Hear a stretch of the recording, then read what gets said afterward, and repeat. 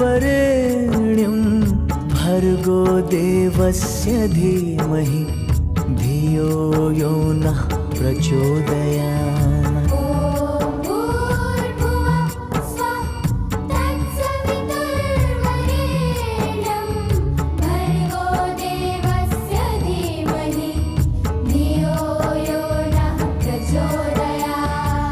साथियों, देवतुल्य भाइयों, माँ शक्ति, आज स्वाध्याय चिंतन का क्रमांक 167 है, जिसमें आज का विषय है देवी शक्ति के विभिन्न रूप, भाग 3, मंत्र यंत्र कादि हादि दसम महाविद्या, जिसको आदरणीय श्री राजेंद्र नाथ पांडे साहब लेंगे, जो रिटायर्ड एडिशनल कमिश्नर के टेक्स हैं। हम आदरणीय डॉक्टर राधेश्याम दीक्षित साहब से निवेदन करते हैं कि वो दो शब्द आदरणीय आर एन पांडे साहब के समय कहें। आदरणीय डॉक्टर राधेश्याम दीक्षित जी। प्रणाम प्रणाम भाई अरविंद जी। समादरणीय भाई बंधु, मेरे वरिष्ठ साथी आर एन पांडे साहब। आर एन पांडे साहब किसी परिचय के मोहताज नहीं है। लंबे समय से वह इस स्वाध्याय चिंतन से भी जुड़े हैं। वे लेखक हैं, अध्यात्म ज्ञानी हैं, और उनका शरीर तो उस मिट्टी से ही बना है जो सातान साख से हैं, गंगोत्री के मुहाने पर गंगा जी से पुष्पित है, पल्लवित है। ऐसी धरा में जन्मे हुए व्यक्तित्व को मैं हृदय से प्रणाम करता हूँ। आज जिस विषय पर वो हमें कतार कर रहे हैं, वो एक ऐसा विषय है जिसके बिना जीवन चलना ही असंभव है। वेदों में 7 तत्व का जिस नजदीकी से उन्होंने दर्शन किया है, उसका लाभ हमें उनकी श्रृंखला में मिल रहा है। भाई रवि पांडे जी ने जिस परंपरा का निर्वाह किया है, छोटे से छोटा हिंदुस्तानी भी शक्ति पूजक है, और बिना शक्ति के जीवन की कल्पना ही बेमानी।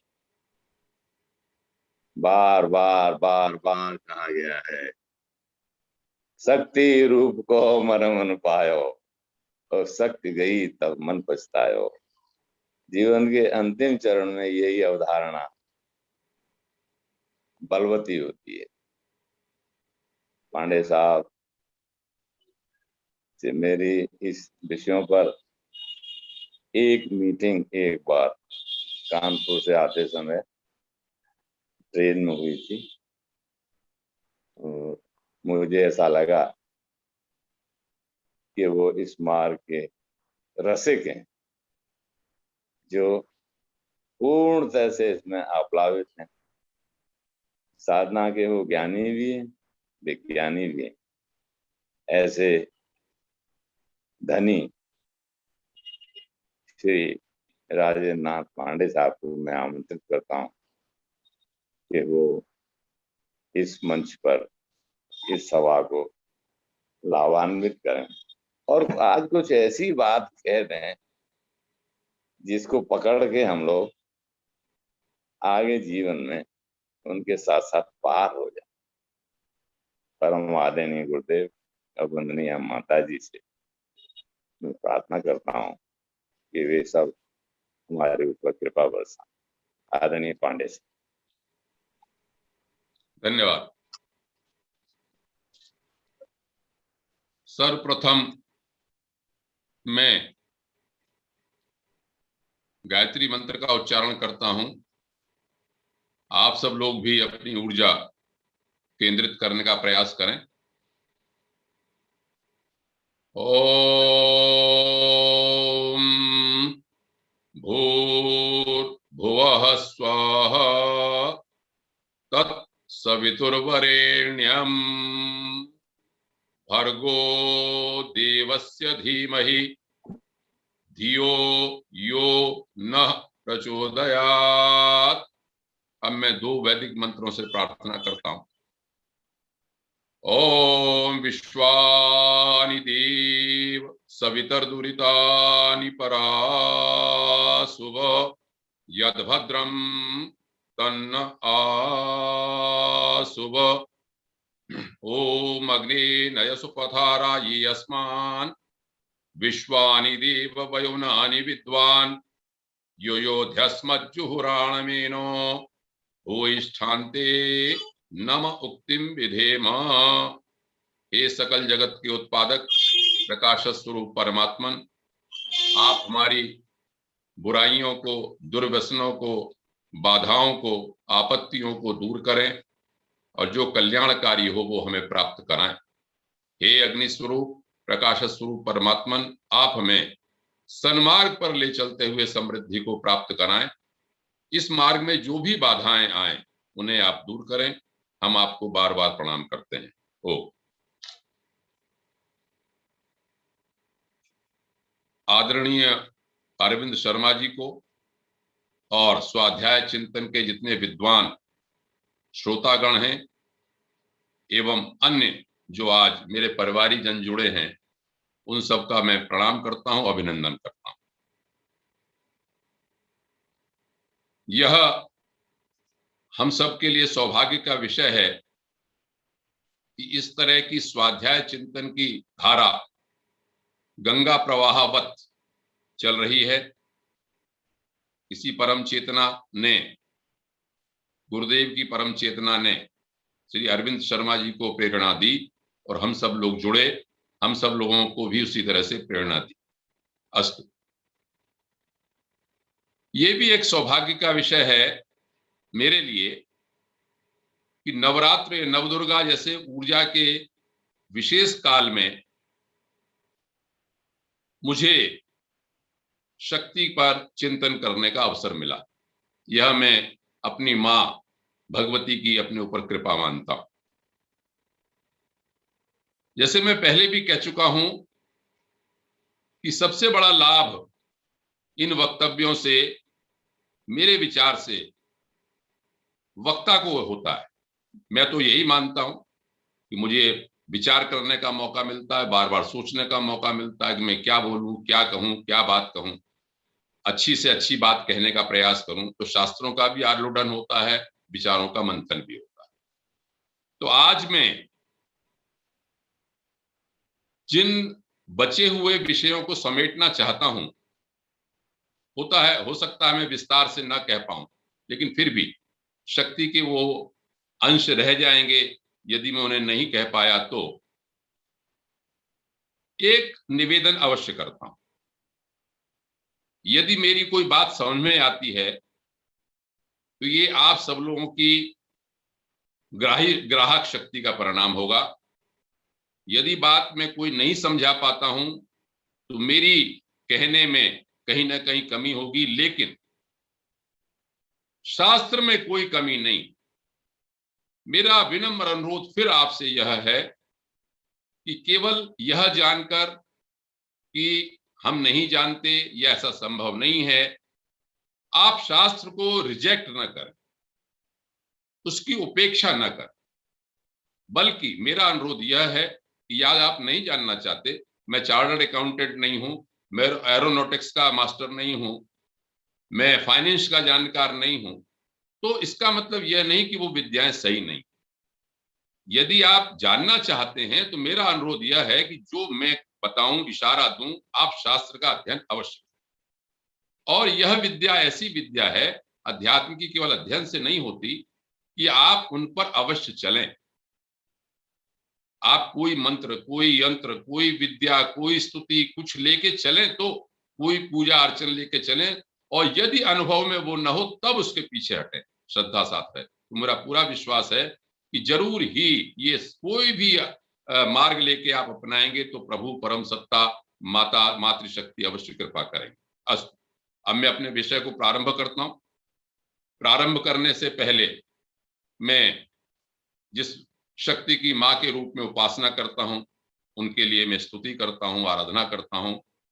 या देवी सर्वभूतेषु मातृरूपेण संस्थिता नमस्तस्यै नमस्तस्यै नमस्तस्यै नमो नमः।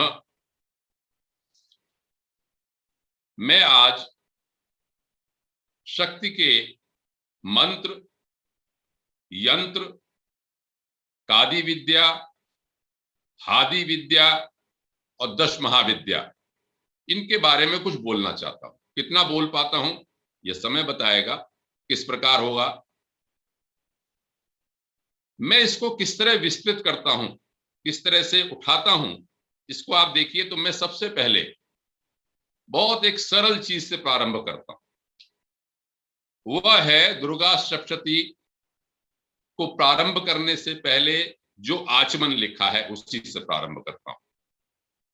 जो दुर्गा सप्तशती का पाठ करते हैं वो इसको जानते हैं, जो नहीं करते हैं वो भी इसको समझ लें। बहुत आसान सी चीज है कि जब भी हम कोई कर्म करने चलते हैं, यज्ञ या ध्यान या पूजा, तो हम आचमन करते हैं, और जो जैसी विधि, जैसी उपासना विधि है उसको उसी तरह का आचमन होता है। चाहे कि हम अमृतोपस्रणमसि स्वाहा करके कहें, चाहे केशवाय नमः स्वाहा या माधवाय नमः स्वाहा करके कहें। दुर्गा सप्तशती का आचमन जो है, देखिए दुर्गा सप्तशती का आचमन है ऐं आत्म तत्वम शोधयामि नमः स्वाहा। दूसरा आचमन है ह्रीं विद्या तत्वम शोधयामि नमः स्वाहा। तीसरा आचमन है क्लीं शिव तत्वम शोधयामि नमः स्वाहा। चौथा आचमन है ऐं ह्रीं क्लीं सर्व तत्वम शोधयामि नमः स्वाहा। नमः स्वाहा से मैं लेके चलता हूं, इसमें संक्षेप करूंगा फिर आगे बढ़ूंगा, क्योंकि मंत्र की ओर मैं जाना चाहता हूं। लेकिन यह आचमन कितना महत्वपूर्ण है, सारी विद्याओं को यह आचमन ही बता देता है। ये विशेषता है हमारे पूजा पद्धतियों की कि जब प्रारंभ करते हैं तो उसी में कुछ न कुछ बीज छुपे होते हैं। मैंने इस पे विचार किया। नमः स्वाहा, आपने और भी देखा होगा अंगन्यास करन्यास करते समय कि इसमें वषट, वौषट, हुम, फट इत्यादि शब्द आते हैं। तो यहां केवल नमः स्वाहा कहा। मैं अर्थ बताता हूं। नमः का अर्थ होता है यह अंतःकरण की शांत अवस्था है, शास्त्र ये कहते हैं। और स्वाहा जो है वो परोपकार में रहकर अपनी शक्ति लगाना, मतलब विरोधी भावनाओं की समाप्ति को स्वाहा कहते हैं। ये भी कहते हैं, बहुत अच्छी बात कही आपने, स्वाहा। तो दो बातें यहां कह दी, अंतःकरण की समाप्ति, वो अंतःकरण की शांति, शांत अवस्था हमारी रहे, और विरोधी भावनाएं जो हैं वो समाप्त हों, हम परोपकार में अपने को लगाएं, भावनाओं की, हमारी विरोधी भावनाओं की समाप्ति। ये आचमन का इसका मतलब है। मैंने और जो शब्द बोले उसको लगे हाथ में आपको बता देता हूं कि जब आप और तरह के अंगन्यास करन्यास करते हैं या मंत्र की जो क्रियाएं करते हैं, उसमें जब वषट बोलते हैं तब वो शत्रुओं के संबंधियों का अनिष्ट साधन करने की भावना होती है। यहां पर शत्रु का मतलब व्यक्तिगत सांसारिक शत्रु भी हैं, यदि आप अभिचार कर्म कर रहे हैं, और मुख्य रूप से जो मैं समझता हूं, जो अपने अंदर काम, क्रोध, मोह, लोभ, मद आदि शत्रु हैं, वो शत्रु, तो वो मुख्य रूप से शत्रु हैं। उनके जो सहायक हैं उनको नष्ट करने की शक्ति जो है वषट।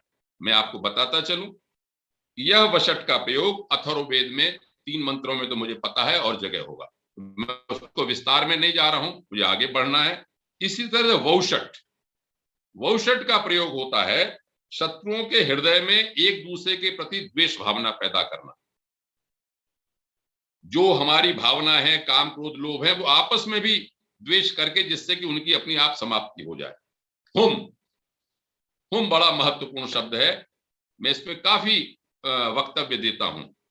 मैं केवल यही बताता हूं कि हुम का अर्थ है शत्रुओं को स्थानच्युत के निमित्त क्रोध बल का प्रयोग कर, जिसे कहते हैं मन्युरसी मन्युम मयदेही। तो आप में वो आत्मशक्ति का होना कि आप शत्रुओं के स्थान को आप च्युत कर सकें। मैंने बताया था आपको कि पहले की आगे यदि आप दुर्गा सप्तशती देखेंगे, धूम्र लोचन का वध किया हो या आगे और वधो, वहां हुंकार का प्रयोग है। और ये भी बताता चलूं मैं, हुम जो है वो तारा बीजू महाविद्या, अगर मैं आगे बता पाया तो उसका ये बीज मंत्र है। यदि श्रौत आप जानना चाहते हैं तो छांदोग्य उपनिषद का प्रथम अध्याय का खंड 13 देखेंगे तो वहां कई स्तोभ का वर्णन है। वहां पर 13वां स्तोभ हुंकार बताया, ये वैदिक भी है। हुम, फट, फट जो है शत्रुओं के प्रति शस्त्र प्रयोग, जब आप बिल्कुल नष्ट करना चाहते हैं किसी तो फट का प्रयोग करते हैं। यह भी आपको जान लेना चाहिए कि इसका फट शब्द का प्रयोग यजुर्वेद में भी मंत्र में आया है। तो ये तो हुआ नमः स्वाहा। अब दूसरी बात मैंने कही थी कि ऐम आत्म तत्वम तत्वम शोधयामि नमः स्वाहा। मैंने तत्वम पे विचार किया। तत्वम बहुत ही प्रंथरम दृष्टिया तो तत्व माने सार, जो रहस्य है। शोधयामी पे स्वाहा मैंने कह दिया। शोधयामी माने शोधन करना, परिष्करण करना या रिसर्च करना या जानना, विज्ञान करना, ये सब है। तत्वम का अर्थ तत्व भी है। आत्म तत्वम शोधयामी में आत्म तत्व का शोधन करता हूं। लेकिन मैंने एक अर्थ और इसका सोचा। तत्वम दो शब्द से बना है संस्कृत के, तत् और त्वम।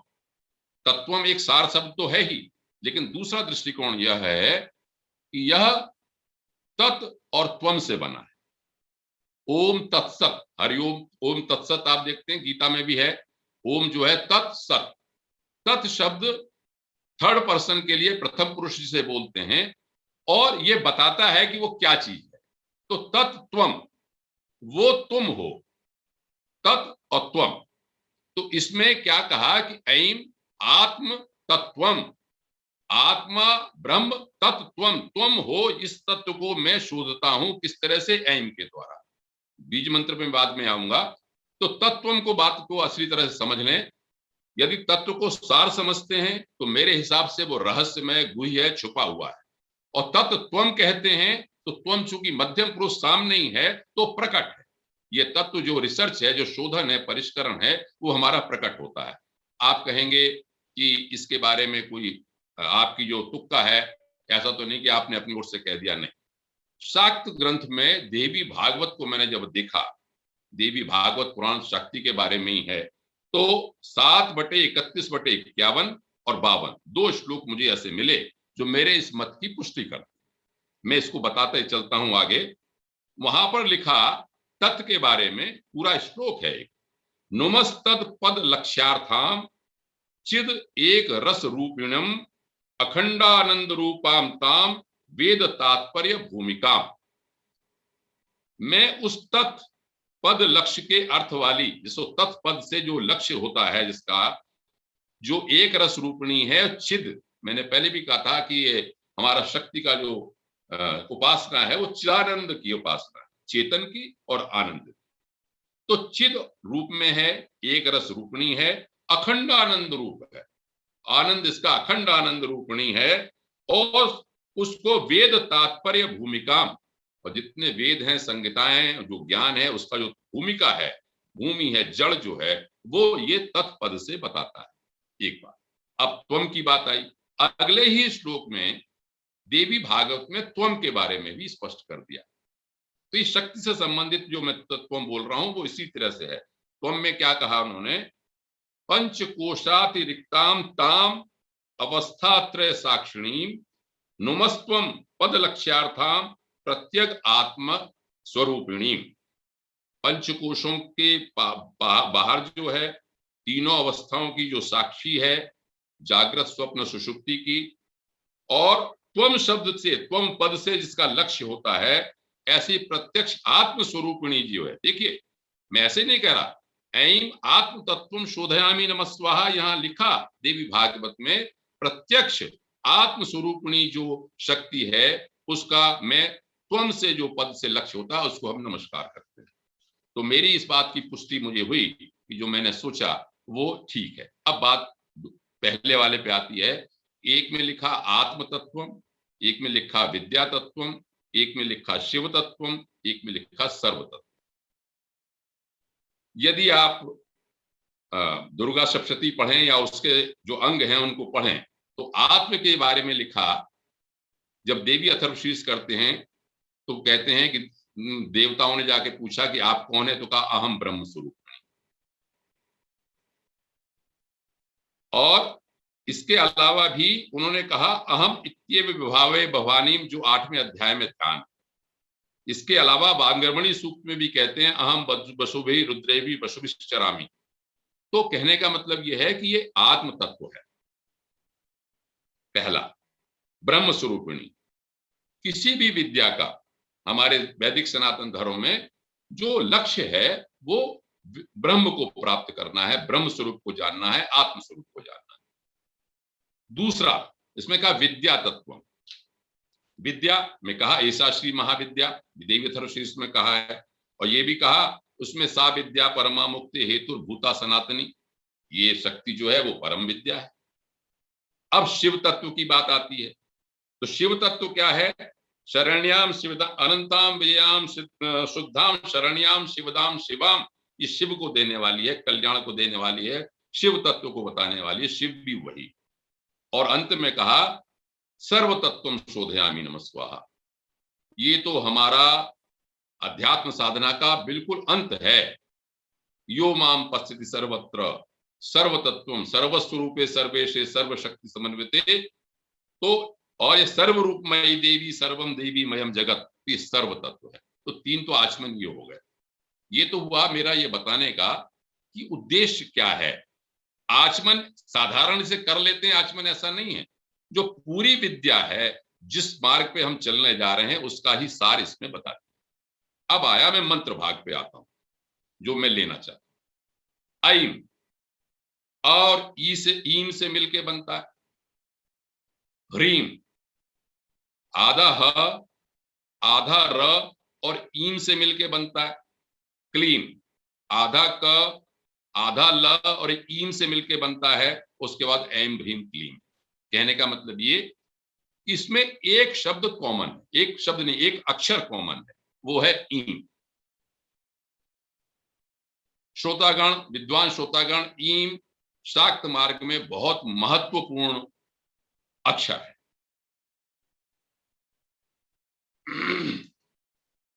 ईम क्या है? जो ओम जिस तरह से हम लोग जानते आए हैं, शाक्त मार्ग में वही ईम है।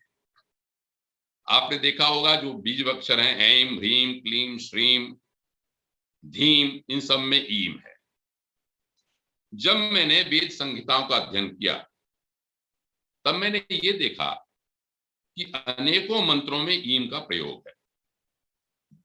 सामान्य रूप से इसे निश्चयात्मिका एक शब्द के द्वारा बता देते, लेकिन शाक्त होने की दृष्टि से जब मैंने अध्ययन किया तो ईम बहुत महत्वपूर्ण एक प्रणव की तरह से लगा। मैं ये बता दूं कि ओम का प्रयोग संहिता में, मुझे जो ज्ञान है, हो सकता है और लोगों को ज्यादा निकला है, 3 बार प्रयोग हुआ केवल। मैं ये नहीं कह रहा ओम की कोई महत्ता नहीं, ओम की अपनी जगह महत्ता है। यजुर्वेद में ही हुआ है ओम प्रतिष्ठ, ओम क्रतोस्मर, जो ईशावास्योपनिषद पढ़ते हैं, और वहीं पर है एक ओम खम ब्रह्म। 3 जगह प्रयोग हुआ। उपनिषदों ने फिर जरूर कहा कि सर्वे वेदा यत पदमा मनंती तपांसि सर्वाणि च यद वदन्ति यदिच्छन्तो ब्रह्मचर्यं चरन्ति तत्ते पदम संग्रहेण ब्रवीमि ओम इत्येतत्। मांडुक उपनिषद बना, सब बना, ओम के ऊपर बहुत लिखा गया। कहने का मतलब मेरा ये कि जो रिसर्चर वैज्ञानिक थे, पहले महर्षि नहीं थे, सब वैज्ञानिक थे, बहुत बड़े साइंटिस्ट, उनकी लैब तो कमाल क्या था, मानसिक रूप से उन्होंने जो कुछ खोजा, उन्होंने बाद में ये खोजा कि ओम जो है वो एक महत्वपूर्ण कोड वर्ड है। इसी तरह से शाक्त मार्ग पे चलने वालों ने ये खोजा कि ईम जो है वो एक महत्वपूर्ण शब्द है, अक्षर है, शक्ति है इसके अंदर। ईम क्या है? मैंने जो पुस्तक लिखी है वेदों में शाक्त तत्व, उसमें 135 मंत्र तो मैंने ईम के लिखे हैं, ईम परक अर्थ के। उसके अलावा भी जब मैं अध्ययन कर रहा हूं तो मुझे 30-40 मंत्र और मिले हैं। कहने का मतलब ये कि 170 से 180 मंत्र इस तरह के हैं जिसमें ईम का प्रयोग हुआ है। तो उपेक्षा नहीं हो सकती, कोई ना कोई विशेष बात है जो हो, इसी के आधार पर बीज मंत्र सारे के सारे बने। एक मैं मोटा एक अर्थ बता देता हूं आपको, एक ही यजुर्वेद का 23/56 जो मंत्र है, उसमें पूछा पहले वाले में 55 में ईम क्या चीज है, 3-4 प्रश्न किए। तो 56वां अर्थ है, उसका अर्थ समझ लीजिए। ईम सब रूपों को निगल जाने वाली प्रकृति है। कर्म करने वाले जीव के रूप को निगल जाने वाली अथवा यवादि अन्नों के निगलने वाली ईम जीव को सदा प्राप्त सखा है। जैसे रात्रि के समय बच्चा माता की गोद में आराम से सोया हुआ होता है, उसी प्रकार प्रलय काल में ईम जीवों को अपनी गोद में ले लेती है। ये ईम के बात कही, और अनेकों मंत्र हैं। कहने का मतलब ये कि जो हमारे यहाँ शाक जो ओम है, उसी तरह से ईम है, ईम का महत्व ये है। अब बात ये आती है कि ये अ क्या है। ये हम कह रहे हैं कि अ और ई से मिलके ऐम बना। गीता में आप जानते हैं भगवान श्री कृष्ण ने कहा, अक्षराणाम अकारोहम, मतलब मैं माना ब्रह्म या भगवान जो है, मैं अक्षरों में आकार, आकारो वा वही वाक। ये भी कहा गया बाद में कि आकार से सारी सबके उत्पत्ति आकार से हुई। तो मैं यदि ये मान लूं कि अ जो ब्रह्म तत्व है और ईम जो शक्ति से मिलके जो बना, तभी कहा कि ऐम आत्म तत्वम शोधयामि नमस्वाहा। क और ल मैं आगे बताऊंगा कि कादि विद्या से, काम से संबंधित है, इसलिए इसमें कहा कि क्लीम। और ह्रीम क्या है? ह्रीम जो है शाक्त का प्रणव की तरह से है। ये आप देवी अथर्वशीर्ष पढ़ते होंगे तो उसमें आपको मिल जाएगा वेदीकार संयुक्तम वीतिहोत्र समन्वितम, क्या क्या चीजें उसमें, कि ह्रीम का क्या महत्व है। जैसे हम ओम कहते हैं उसी तरह से ह्रीम। और क्लीम हो गया ऐम ह्रीम क्लीम सर्वतत्वम शोधयामि नमस्वाहा। कहने का मतलब ये है कि जो बीज मंत्र यहां पर आए उसी के आधार पर ये आचमन किया गया। अब बात आती है मंत्रों की, मंत्र क्या है। तो मंत्र को बोलने से पहले मंत्र का कुछ अर्थ समझ लें। मैं अब शॉर्ट में करूंगा इसको आगे और बढ़ाने के लिए। मंत्र का शाब्दिक अर्थ आप लोग जानते ही हैं, मननात् प्राणनात् चैव मद रूपस्य अवबोधनात् मंत्रम इति उच्यते ब्रह्मन् मद अधिष्ठानतो विवा। योग शिखोपनिषद बहुत महत्वपूर्ण है, इसके लिए मैं बताऊंगा।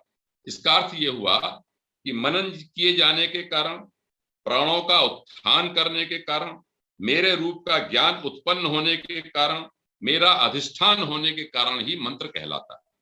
मननात् त्रायते इति मंत्रम, जब आप मनन करते हैं तो आपकी जो रक्षा करता है वो मंत्र है।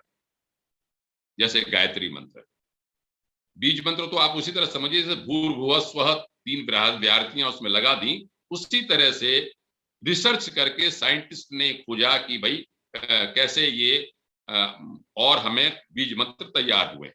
अब मैं थोड़ा सा बता दूं इसमें। एक बात ये जरूर मैं कह दूं इसमें कि हम लोग बहुत सौभाग्यशाली हैं कि हमको ऐसी वर्णमाला मिली, ऐसा अक्षर ज्ञान मिला, ऐसे वर्ग मिले, ऐसे क च ट त प वर्ग मिले। जो विद्वान लोग हैं वो सब जानते हैं कि बहुत साइंटिफिक वैज्ञानिक वर्णमाला हमारे यहाँ की है, और यही एक आधार है मंत्र को बनने। कितना रिसर्च किया होगा, तब उन्होंने देखा कि किस शब्द से, किस अक्षर से क्या प्रभाव पड़ता है। उदाहरण के लिए आप जानते हैं कि अकुह विसर्जनीयम कंठ, अ और कवर्ग यहाँ से, विसर्ग यहाँ से कंठ से शुरू होता है। इचु नाम तालु, ई और चवर्ग तालु से शुरू होता है। री और टवर्ग मूर्धा से शुरू होता है। और ल और लितु लसानाम दंत, ल और तवर्ग जो है वो दांत से शुरू होता है। और पवर्ग जो है, ऊ और पवर्ग जो है वो ओठों से शुरू होता है। अंदर से बाहर बिल्कुल सिस्टमैटिक चीज है। इसमें ईषद वर्ण भी होते हैं, उष्ण भी होते हैं, ठंडे भी होते हैं, गर्म भी होते हैं। इसी के आधार पर यह बात चली। वाणी के बारे में आप समझ लें, ये सब वाणी पे आधारित है।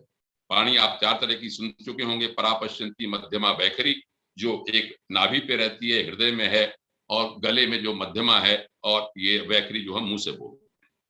2 मंत्रों के ऊपर 2 वाणियां बड़ी इंपॉर्टेंट है। वैखरी जो मैं बोल रहा हूं, और मध्यमा जो मैं जब चुप होता हूं तो मानसिक रूप से जाप करते हैं। दोनों वाणियों का वेदों में बहुत स्तुति की गई। यहां तक कहा कि वाग वही गायत्री, वाग वा इदम सर्वम भूतम। वाग ही गायत्री है, वाग ही सब कुछ है। एक जगह तो ये कहा कि वर्णमयी सरस्वती शब्द में जगत को परा, पश्यंती, मध्यमा, इन चारों स्तर पर धारण किए हुए है। यहां पर एक जगह कहा कि वाग में ही सारे अर्थ निहित हैं, वाणी ही सब चीज का मूल है। योग शिखोपनिषद में योग कहा कि या इमाम वैखरीम शक्तिम योगी स्वात्मनि पश्यति, जो इस वैखरी शक्ति को योगी अपने में देख लेता है वो वाक सिद्धि को प्राप्त होता है। योग शिखोपनिषद यदि आप पढ़ें, अब मैं संक्षेप में बात को आगे बढ़ाता हूं, तो आप कमाल का ये रिसर्च देखेंगे कि प्रत्येक अक्षर में क्या शक्ति है, ये वहां पर वर्णन है। मेरे पास पूरी लिस्ट है कि अ से लेके छ तक, अंतर तक, जो ह तक जो अक्षर हैं उनमें कौन कौन से शक्तियां होती हैं, उसी के आधार पर बीज मंत्रों का निर्माण। यहां तक बताया गया कि वर्णमाला जो है, वर्णमाला, अब वर्णमाला की भी बात मैं बता देता हूं। देखिए ये वर्णमाला कैसे चला मामला। श्वेताश्वतर उपनिषद में एक बड़ा अच्छा मंत्र आता है, मुझे जो बड़ा अच्छा लगा, वहां से मैंने पकड़ा इस बात को। वहां लिखा स एको अवर्णो बहुधा शक्ति योगात वर्णान अनेकान निहितार्थो दधाती। वो जो भी तत्व था जो अवर्ण था, अवर्ण के बारे में थे कि अवर्ण जो था वो प्रायः शक्ति योग से, हम शक्ति की बात कर रहे हैं, शक्ति की सहायता लेकर निहितार्थ अर्थ वाले वर्णान अनेकान दधाती, अनेक वर्णों को धारण करता है, बनाता है। वर्ण, वर्ण के कई अर्थ आप ले सकते हैं। वर्ण का अर्थ जो वर्णमाला हमारी है उसको मैंने आपको बताया। इसको वर्ण का अर्थ आप कैटेगरी से भी लेते हैं, रंग से भी लेते हैं। मैं जो बात अभी इसको मुझे याद आई, जो मैं देख रहा था अपने नोट्स में, उसमें क्या है कि योग शिखोपनिषद में ये भी लिखा हुआ है कि जो किरणों से, जो अलग अलग तत्व हैं, उनकी जो किरणें होती हैं उनसे उनका क्या संबंध है। योग शिखोपनिषद में वर्णमाला का पांचों तत्वों, छह चक्रों, इड़ा, पिंगला, सुषुम्ना, सब नाड़ियों से संबंध है उसमें। एक मोटी सी बात, साधारण सी बात बता के मैं आगे बढ़ना चाहूंगा। अनुस्वार और विसर्ग, आप रूप देखें, बहुत सरल सी बात, आपको हो सकता है बड़ी अप्रिशिएट करेंगे, समझ में भी आ जाएगी। अनुस्वार बिंदु, विसर्ग दो बिंदु। अनुस्वार ऊपर, विसर्ग बगल में। विसर्ग का अर्थ होता है नाम रूप प्रधानत्वात्, जिसमें नाम रूप की प्रधानता हो उसे विसर्ग कहते हैं। ये एक शाब्दिक अर्थ है। तो आप ये देखिए कि जो बिंदु है, जिसे शिव कहते हैं, शिव का प्रतीक जिसे मानते हैं बिंदु मात्र से, यहां पर बिंग बैंग थ्योरी को भी लगाते हैं कि बिंदु स्फोट मात्रेण वर्णानाम समुद्भव, एक बिंदु का स्फोट होता है, सब चीजें बन जाती हैं उसे, वो ऊपर है, यहां पर है बिंदु। और विसर्ग जो जहां पर प्रकृति हुई वो यहां पर है, बगल में दो बिंदु है, द्वैत भाव होता है उसमें प्रकृति में। अनुस्वार जब हम बोलते हैं मुंह बंद हो जाता है, प्रलय हो जाती है। और जब विसर्ग बोलते हैं अह भूर्भुवः स्वः, तो हमारा मुंह खुलता है, कंठ से होता है। तो एक प्रकृति, इतनी ज्यादा साइंटिफिक ये सब चीजें हैं। मैं किरणों के बारे में नहीं जा रहा आगे, अप्सराओं का वर्णन है किरणों के रूप में वेदों में, वो भी एक शक्ति का रूप है। अब मैं आगे बढ़ता हूं, मैं ये बताना चाहता हूं मंत्र के बारे में। मंत्र के बारे में यहाँ पर ये भी कहा वाक के बारे में कि वाक को ब्रह्म मानकर उपासना करने की विधि भी बताई गई। वाग वही ब्रह्मेति, बृहदारण्यक में कहा वाग वही ब्रह्मेति, वाचम ब्रह्मेति उपासित, यहां पर सब कहा। नासदीय सूक्त, बीज मंत्र के आधार पर नासदीय सूक्त में क्या किया, आपने सब पढ़ा होगा कि पहले वो वहां न मृत्यु थी, न मृत्यु था, न जीवन था, केवल तम था, अंधकार था, वहां स्वधा नाम का एक तत्व था। तो उसके आधार पर ही जो शक्ति के उपासक थे उन्होंने एक मंत्र बनाया, ओम ह्रीम श्रीम क्लीम ऐम क्लीम सौम, 5 तत्वों के आधार पर बनाया। मैं इसको ज्यादा विस्तार से न जाके आगे इसमें बढ़ता हूं, प्रवृत्ति मार्ग और निवृत्ति मार्ग के बारे में बात करता हूं। एक और बात कह दूं, जो मैंने वर्ण की बात उठाई थी, वर्ण माने कलर। शक्ति के उपासकों ने या पहले के साइंटिस्ट और मार्गों में भी अलग अलग रंग का क्या प्रभाव होता है ये पूजा पद्धति में भी ले आए। जो किरणों का प्रभाव था, रंग का वर्णमाला से प्रभाव देखा, उन्होंने ये तक कह दिया इसमें कि यदि आदि शांत धवल वर्ण है तो शांत रस होगा, मोक्ष धर्म करना है, मोक्ष को प्राप्त करना है तो सफेद रंग में करिए, और स्त्री को वश में करना है, राज्य को वश में करना है, जन को वश में करना है तो पाटला वर्ण का आप प्रयोग कीजिए, उसकी मूर्ति बनाइए, उसी रंग को पहनिए। यदि धन संपत्ति लेनी है तो पीत वर्ण का प्रयोग कीजिए, मारण कर्म करना है तो कृष्ण वर्ण का प्रयोग कीजिए, और आपको द्वेष पैदा करना है तो धूम वर्ण का प्रयोग कीजिए। श्रृंगार में पाटला जो है वो श्रृंगार के बारे में है, और ज्योतिमयी जो होगी वो सर्व वर्णन लाभे सर्व लाभे मुक्त मुक्ति देती है ज्योति वर्ण। देवी ललिता ध्येया, ऐसे ललिता देवी का ध्यान करना चाहिए। अक्षमालोपनिषद में ये सब चीज लिखी है। एक और बात, मैंने एक ग्रंथ देखा था श्री तंत्र दुर्गा सप्तशती, उसमें प्रत्येक श्लोक को बीज मंत्र के रूप में लिखा हुआ है। सारे जितने भी 700 के 700 श्लोक हैं वो सब बीज मंत्र में है। बीज मंत्र के बारे में तो मैं थोड़ा सा ये बता देता हूं। ये एक जगह लिखा कि ह्रीम का उदय आकाश से होता है, इसका पीठ विशुद्ध चक्र में है, अपने अंदर भी सहारा षट चक्र भेदन में भी। श्रीम का उदय आकाश में है, इसका उसका पीठ विशुद्ध आयतन चक्र है। ऐम का उदय अग्नि से होता है, उसका पीठ मणिपूरक है। आयतन वाक् शक्ति का स्थान विशुद्ध चक्र है। इस तरह से चक्र के बारे में भी कहा गया। अब बात क्या आती है, कादि विद्या और हादि विद्या के नाम से दो पंचदशी मंत्र हैं। देव अथर्व शीर्ष आप पढ़ते होंगे, तब होंगे। मैं इसको, मेरे पास अभी है 15 मिनट का समय, तो मैं इसको बात को कहता हूं। कादि विद्या हादि विद्या, दो बातें मैं इंपॉर्टेंट बताना चाहता हूं। सौंदर्य लहरी में हादि विद्या का वर्णन भी है और कादि विद्या का वर्णन भी है।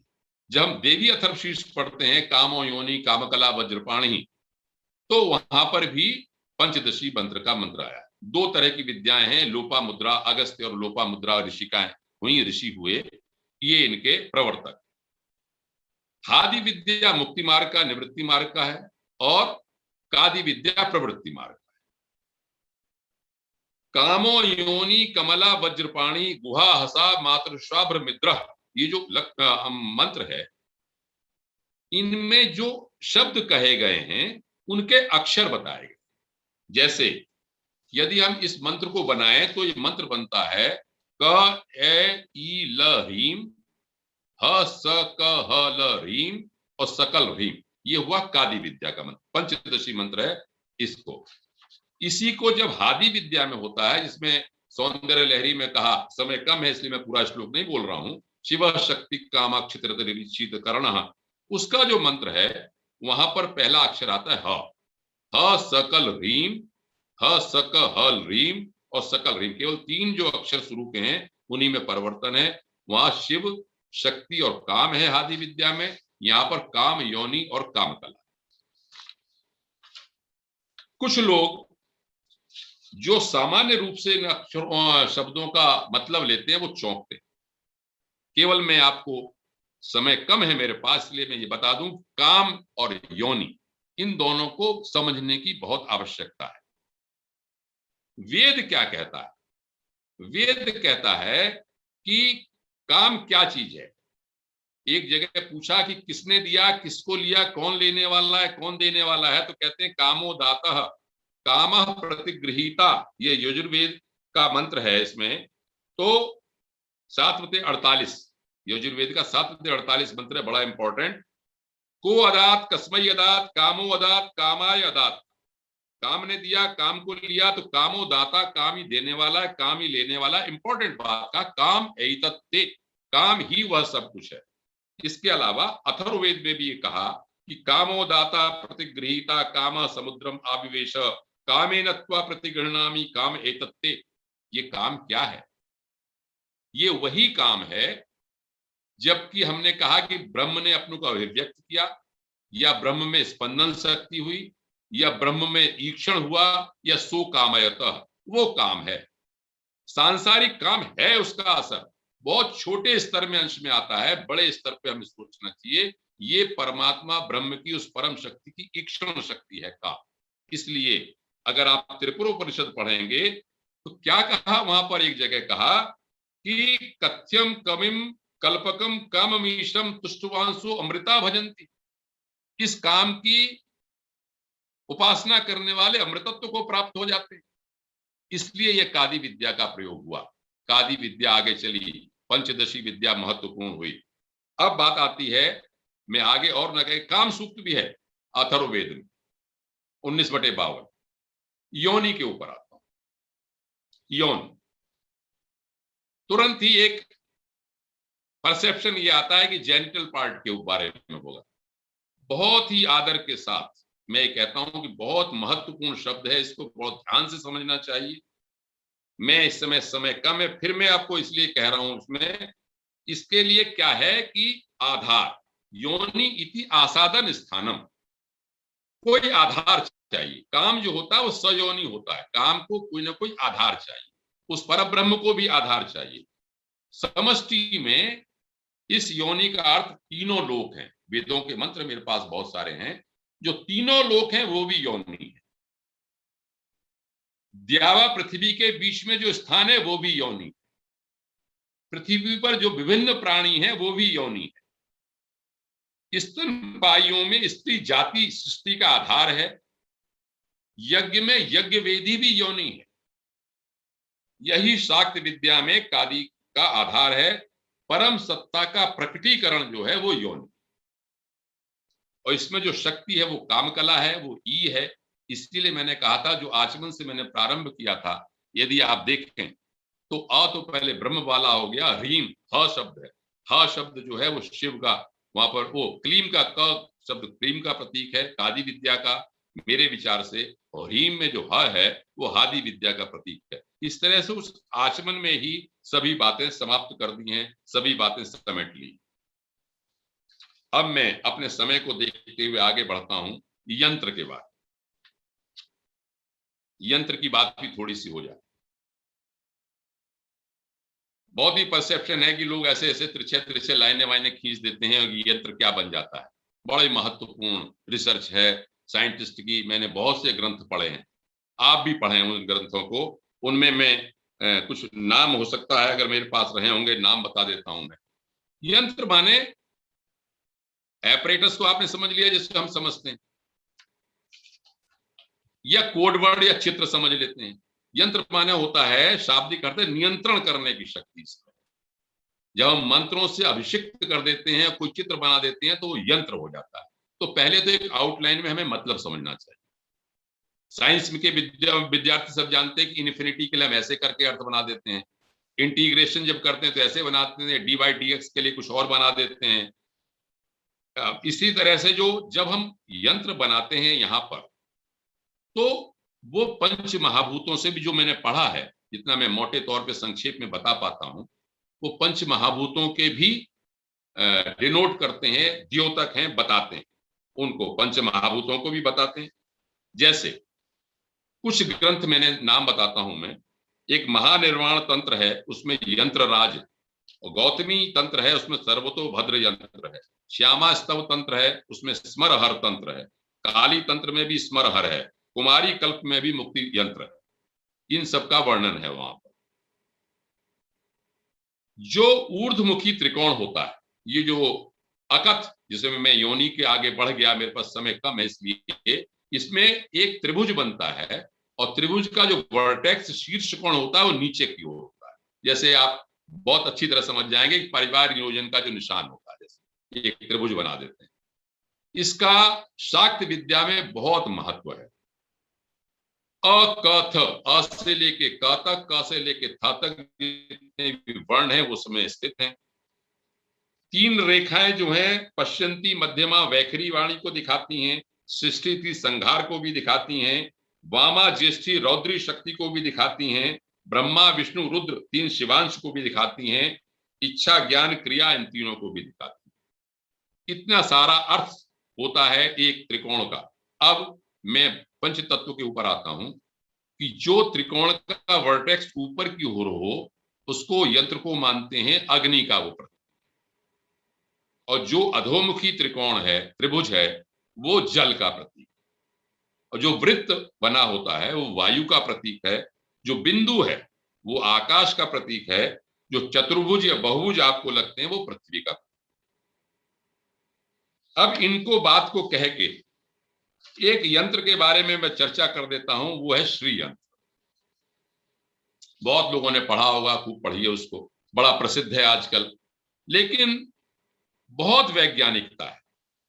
मैं केवल आपसे अनुरोध करूंगा, जब भी मौका मिले आप कितने भी शास्त्र भी पढ़िए, उसके ऊपर बहुत ज्यादा आपको मैटर मिल जाएगा। आज से लगभग 86 वर्ष पूर्व एक ग्रंथ कल्याण ने विशेषांक निकाला था शक्ति अंक के नाम से, संवत 1991। वो अभी भी उपलब्ध है, रिप्रिंट हो गया, मैंने बहुत पहले खरीदा था, 30-40 साल पहले। यदि शक्ति के बारे में, विभिन्न तत्वों के बारे में कोई जिज्ञासा हो तो उस शक्ति अंक को अवश्य पढ़ना चाहिए। भिन्न भिन्न तरह के विद्वानों ने उस समय के लोग 86 वर्ष पहले लिखा था। चलिए मैं इसको आगे बढ़ाता हूं। श्री यंत्र आपने देखा होगा। श्री यंत्र जो है, श्री का बिल्कुल श्री विद्या ही जो है, षोडशी विद्या, उसका ही वो प्रतीक मानते हैं। मैं आपको केवल उसमें एक आउटलाइन बता देता हूं। एक तो बिंदु होता है बीच में अंदर, वो जगत की मूल योनि शिव भाव है। फिर उसमें एक त्रिकोण होता है छोटा बना हुआ, वो आद्या विमर्श शक्ति का भाव है।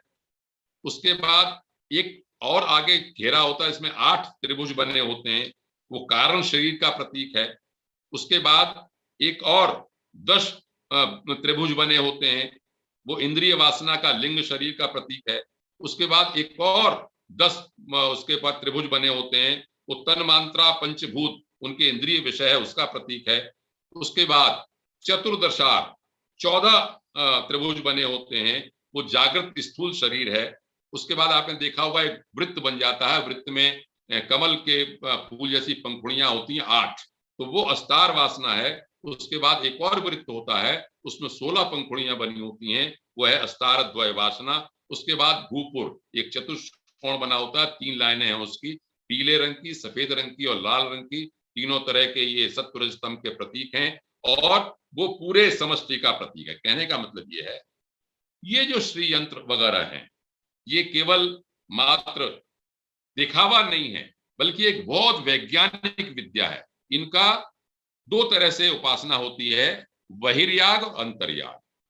अंदर से भी, एक तो बाहर से पूजन इत्यादि करते हैं और बाहर अंदर से भी अपनी पूजा करते हैं। मुख्य उद्देश्य उपासना का ये होता है कि हम व्यक्ति समष्टि से कैसे मिलें, हमारा रूप विस्तृत कैसे हो जाए, हम परमात्मा से कैसे मिलें, इसी का इसका सबका आधार है। मैं 10 महाविद्याओं को नहीं बोल पाया हूं, लेकिन मैं नाम बोल देता हूं, 2 मिनट और लूंगा मैं।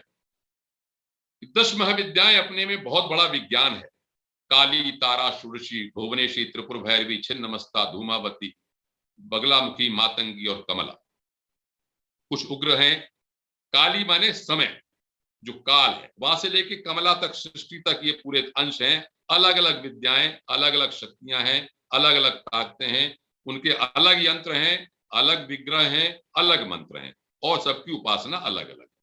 इसमें आजकल जो प्रसिद्ध है वो श्री विद्या षोडशी वाली है या बगलामुखी है, जो स्तंभन शक्ति है, पूरे विश्व को जिसने स्तंभन कर रखा है वो शक्ति है। अब उसका प्रयोग किसी तरह से भी होता है, वो भी प्रयोग है कि आप मुकदमा जीत हार गए हैं तो जीत सकते हैं, द्वेष कर सकते हैं, अनिष्ट को दूर कर सकते हैं, वो अपने अलग प्रयोग हैं, वो भी वेद सम्मत प्रयोग है। वशा नाम से सूक्त है अथर्ववेद में, उसमें यही सब बातें लिखी हुई। अब मैं समाप्ति की ओर करने से पहले बस केवल 2-4 लाइनें बोल के अपना समाप्त करूंगा इस बात को।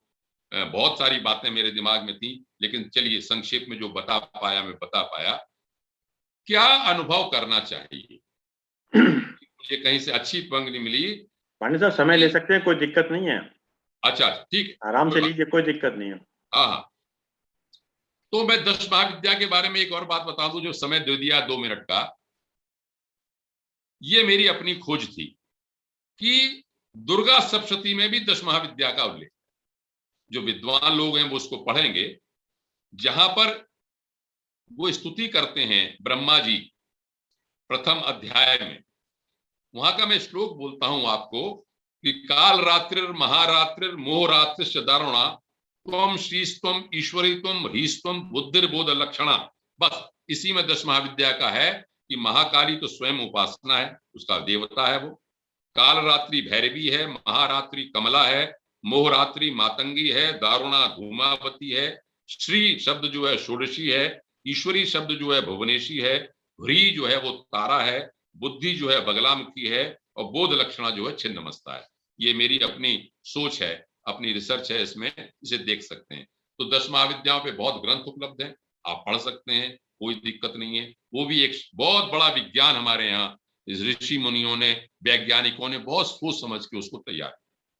अंत में केवल इतना ही निवेदन करूंगा कि बाहर की उपासना के बाद अंतर्याग में क्या सोच सकते हैं। जगह मुझे अच्छा मिला ये बात कि अपने को वस्तु संग रहित पृथक स्मरण करना ही विभूषण है, सच्चिदानंद की परिपूर्णता का स्मरण करना ही गंध है, सब विषयों का एकाग्र स्थिर मन से अनुसंधान करना ही पुष्प है, उनको सर्वदा स्वीकार करना ही धूप है, सच्चित स्वरूप उल्काकाश देह वाला पवन के झोंकों से न हिलने वाला ऊर्ध्व शिखा युक्त प्रज्वलित दीप है, सर्वथा यातायात वर्जित एकांतवासी नैवेद्य है, तीनों अवस्थाओं का एकीकरण ही तांबूल है, मूलाधार से ब्रह्मरंध्र पर्यंत, ब्रह्मरंध्र से मूलाधार तक आना जाना ही ये प्रदक्षिणा है, तुर्यावस्था नमस्कार है, देह के शून्य होने पर मातृत्व का लय होना ही बलिहरण है, कर्तव्य और अकर्तव्य सत्य है, परंतु उदासीनता के भाव में नित्य आत्मा को मगन रखना ही होम है और स्वयं उसकी पादुकाओं में निमग्नता परिपूर्ण ध्यान है। इस प्रकार 3 मूर्त भावना करने वाला जीवन मुक्त हो जाता है। ये भावनोपनिषद। तो भावनोपनिषद, त्रिपुरोपनिषद और अक्षमालोपनिषद ये उपनिषदें मुख्य हैं जिनका की अध्ययन करना चाहिए। अब मैं अंत में केवल यही कहूंगा कि जो मुख्य उद्देश्य है शक्ति की उपासना का, वो उनकी जो भी परमात्मा शक्ति है उसकी कृपा प्राप्त करना भी है और अपने को विशाल रूप में स्थित करना भी है, समष्टि के रूप में भी स्थित करना है। तो मैं भगवती से ये प्रार्थना करता हूं कि मेरे ऊपर, आपके ऊपर मातृत्व भाव से लें, किसी भाव से लें या किसी और भी इस आप उपासना पद्धति को करते हैं, इसको जानने की आवश्यकता, वो कृपा करें। सबसे बड़ी बात है कृपा। अंत में जाके यही रूप मेरा निकलता है, इसको मैं अंत में बोलता हूं, मुझे बहुत पसंद है कि जैसे गीता कहती है यो माम पश्यति सर्वत्र, या ईशावास्योपनिषद भी कहती है। तो मैं एक ही बात को कहकर समाप्त करूंगा अपनी बात को कि वो देवी सर्वरूपमयी है, सब जगह व्याप्त है, विश्व रूपत्व में है। त्रिपुरोपनिषद में भी विश्व रूपत्व से समाप्त होता है। सारा विश्व रूपत्व का ही सारा खेल है। जब हम विस्तृत अपने को कर देते हैं तो विश्व पूर्णमदः पूर्णमिदं भी वही है। तो मैं अंत में यही प्रार्थना करता हूं सबके लिए, और सबको वो अपना अपना तत्व जो है वो ज्ञान हो और हम सब समष्टि रूप में जाएं। तो सर्वरूपमयी देवी सर्वम देवी मयम जगत अतो हम विश्वरूपाम ताम नमामि परमेश्वरीम। ऐसी मैं विश्वरूपा देवी को नमस्कार करता हूं। आप सबने और सबने, हमारे शर्मा जी ने बड़ी कृपा की मेरे ऊपर, जो मुझे ये शब्द कहने का मौका दिया। वो वाणी को विराम देता हूं। धन्यवाद आदरणीय आर्यन पंडित साहब। आज आपने 3 कक्षाओं के अंदर देवी के ऊपर जो रखा बहुत सुंदर, अच्छा रहा, और काफी चीजें ऐसी रही कि जो आपने स्टडी करके हमको बताई, और काफी चीजें हमको लोगों को जानकारी नहीं थी। आज शाक्त विद्या का साक्षात दर्शन हमने किया और पांडे साहब ने उसको खोल खोल के उस जगह पहुंचा दिया जहां पर हमारे एक साथी का प्रश्न खड़ा हो गया कि अब क्या करें, कौन सी विद्या अपनाएं, इसमें तो इतनी ज्यादा सामर्थ्य है। पांडे साहब ने खोल के प्रत्येक तत्व को वर्णात्मक रूप से, साधनात्मक रूप से और भावात्मक रूप से विस्तार से इस देवी साधना की अवधि में जो साधक प्रयास कर रहे हैं उनके लिए खोल के बताया। हम उनके आज के इस प्रवचन के ऋणी हैं।